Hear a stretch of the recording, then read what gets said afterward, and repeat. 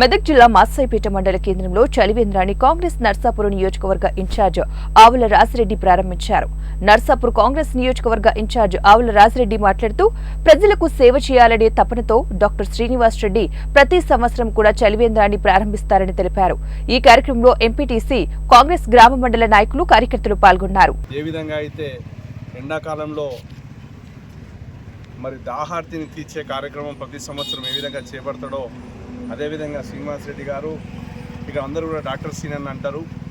Doctor సీనన్ ఆధ్వర్యంలో ఇక్కడ ఈ వివిధ గ్రామాల నుంచి ఈ ప్రాంతానికి ఇక్కడ బ్యాంకు కార్యక్రమం, ఇక్కడ కెనరా బ్యాంక్ ఉంది. దాదాపు రోజు ఎంతమంది వస్తారు? 100 మంది వేరే గ్రామాల నుంచి వస్తారు.